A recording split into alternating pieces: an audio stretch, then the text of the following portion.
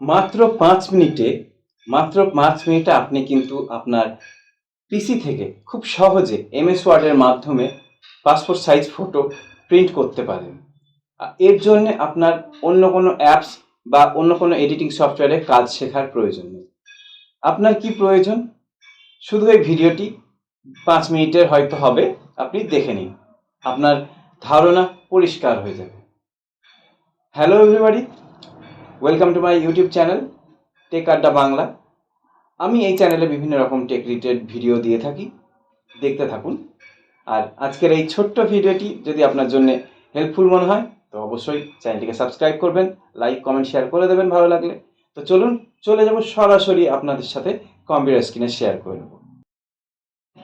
Passport size photo তৈরি করতে হলে সবার প্রথমে আপনাকে ফটো চুজ করতে হবে। আমার কাছে একটি ফটো আছে, কিন্তু সবার প্রথমে আমাকে তার ব্যাকগ্রাউন্ডটা রিমুভ করতে হবে। তো আমি চলে যাব সরাসরি পিসি রিমুভারে। ঠিক আছে, যাওয়ার পরে আপনি দেখতে পাচ্ছেন ওয়েবসাইট খুলে গেল। আমি যে ফটোটি পাসপোর্ট করতে আসি সেটিকে নিয়ে নিলাম। হলো, এটা খুব সহজে কিন্তু আপনার ব্যাকগ্রাউন্ডটা রিমুভ হয়ে যাবে। এখান থেকে দেখতে পাচ্ছেন প্রসেসিং চলছে, প্রসেস হয়ে গেল। এবার আমি ব্যাকগ্রাউন্ড চুজ করে নেব। উইদাউট ব্যাকগ্রাউন্ড আমি নিতে পারি, সাদা রাখতে পারি, কিংবা আমি নিজে ইচ্ছে মতো কিন্তু কালার করে নিতে পারি।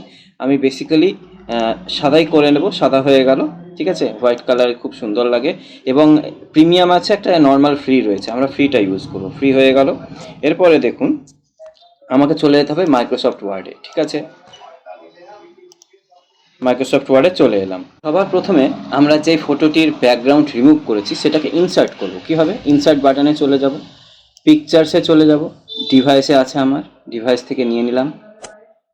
আমি ডাউনলোড করেছিলাম, তো ডাউনলোডে এইটি রয়েছে আমার ব্যাকগ্রাউন্ড ফটো।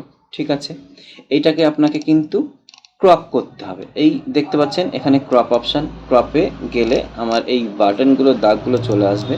ধরে যতটা প্রয়োজন, আমি একটু ছোট করে নিই পেজটিকে, আমার দেখতে অসুবিধা হচ্ছে। চারিদিক থেকে যতটা প্রয়োজন সেরকমভাবে আমি কিন্তু ক্রপ করে নেব। আর এটাতে বিশ্বাস করুন, আপনি যখন পাসপোর্ট সাইজ ফটো তৈরি করবেন না, আপনার বিশ্বাসই হবে না যে আপনারা নিজের হাতে করেছেন, এত সুন্দর। দেখুন আমি এতটা কিন্তু নিয়ে নিলাম। ঠিক আছে, এরপরে আমি এন্টার বাটন দিলাম, এবং দেখুন আমার ফটোটা কিন্তু ক্রপ হয়ে গেছে। কিন্তু এটা আপনার পুরোপুরি এখনও কমপ্লিট হয়নি, এই কারণ আপনাকে এখানে উইথ দেখছেন, এখানে কিন্তু আপনাকে 3.5 সেন্টিমিটার দিতে হবে। ঠিক আছে, এই দেখুন এবার কিন্তু আপনার প্রপার ফরম্যাট চলে এলো। ঠিক আছে, এবার দেখুন এটাকে আপনার কিন্তু পিকচার বর্ডার যদি দিতে চান তাহলে দেখতে আরও সুন্দর হবে। এই দেখুন ব্যাকগ্রাউন্ড যদি আমি ব্ল্যাক দিয়ে দিই, এটা কিন্তু খুব সুন্দর হবে। এইভাবে আপনার ফটো কিন্তু রেডি হয়ে গেল। ঠিক আছে, তাহলে আমরা কি করলাম? ক্রপ করে নিয়েছি, এবং এরপরে আমি নিজের ইচ্ছে মতো কতটা হাইট থাকবে, ওয়েট থাকবে, সেটা কিন্তু আমি সেট করে নিয়েছি। এরপর আমাকে কি করতে হবে? ফটো তো একটা নিশ্চয় করব না, দুটো হবে। তো কন্ট্রোল টিপে আপনারা জাস্ট ড্র্যাগ করবেন, পরপর ড্র্যাগ করবেন। এই দেখুন ড্র্যাগ করছি, একটা একটা করে কিন্তু কপি হয়ে যাচ্ছে। আপনার যতটুকু পেজ সেটুকু নিবে। ঠিক আছে, ড্র্যাগ করলেন। এবার মনে করুন বারবার তো ড্র্যাগ করা সম্ভব না, আপনারা দেখলেন কন্ট্রোল দিয়ে ড্র্যাগ করলে কিন্তু হয়ে যাবে। ঠিক আছে, এই যে ড্র্যাগ করছি, হয়ে যাচ্ছে।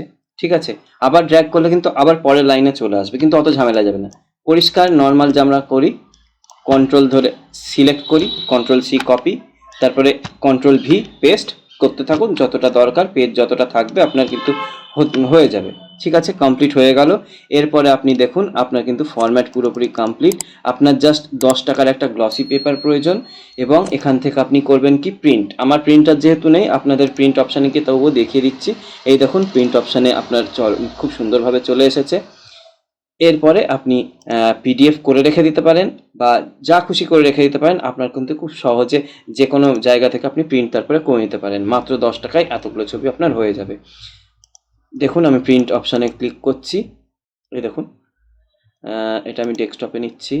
ওকে, 5, ঠিক আছে 5 লিখলাম। ওকে, এবার দেখুন এই দেখুন পাসপোর্ট সাইজ ফটোর ফরম্যাটটা আপনি খুব সহজে বুঝতে পারবেন এবার দেখলে।